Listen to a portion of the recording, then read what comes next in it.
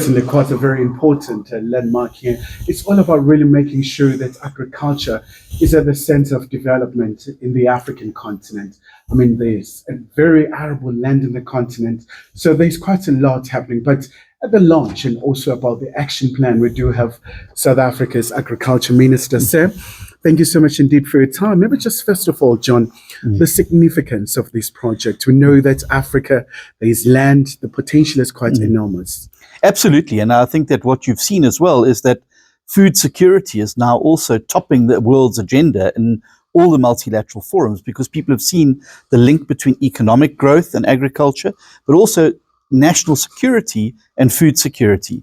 So what we're looking to do through the Comprehensive African Agricultural Development Plan is to have a continental approach about how we can make agriculture at the center of economic growth and development of people again, both from an employment perspective, but also from a health perspective, and then also how we can ensure that we meet the targets to be able to ensure that we're able to feed Africa's growing population over the next decade. So this is a very important document. Now what's required is for all of the participant countries in the African Union to look at ways how they can domesticate it now into their local agricultural products. And that's also what we're going to be doing in South Africa. Certainly, Minister. And of course, it comes at a very critical time with the geopolitical environment, the tariffs, the aid being cut off. And I would imagine that it's all about self-sufficiency, Africa be able to really deepen trade in terms of the continental free trade area, and also using agriculture in this regard. Absolutely. And I think we need to start looking at things like food security in a regional and continental contexts.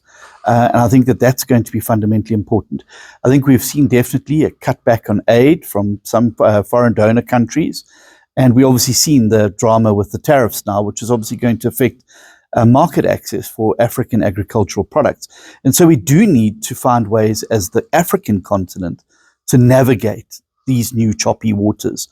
And I think that through regional integration and focusing on things like continental infrastructure, how do we move agricultural goods and products around the continent? This has been a challenge over many decades.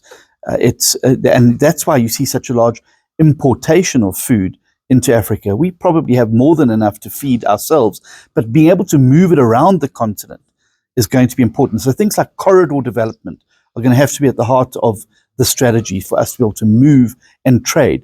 The African Continental Free Trade Agreement is great, but if you can't move the products between countries, it obviously makes it a lot more difficult and a lot more expensive. Minister, before I let you go, obviously a myriad of challenges from climate change to desertification and many other challenges. I would imagine it's all about building that resilience to be able to overcome all those impediments. Of course, and that's why data collection is so fundamentally important, and it's certainly been at the heart of the strategy. Evidence-based decision-making, absolutely at the heart of it, but also how do you build in that resilience, particularly amongst your smallholder farmers and subsistence farmers who disproportionately bear the burden of climate change? How do we bring in new technologies and new farming methods that is going to make it easier for them to be able to adapt? Because the consequences of them having crop failure is starvation. They literally need those crops to survive. And of course, your small-scale farmers are running these operations to make income. And we need to shield them, particularly from the effects of climate change. And anybody who doesn't believe that it has an impact only needs to look at what's happened in places across South Africa over the last few years. Droughts, too much water with flooding, fires, snow, animal diseases, all of these things are as a result of climate change. And we do need to prioritize it, particularly in the agricultural space, about how we build in greater resilience.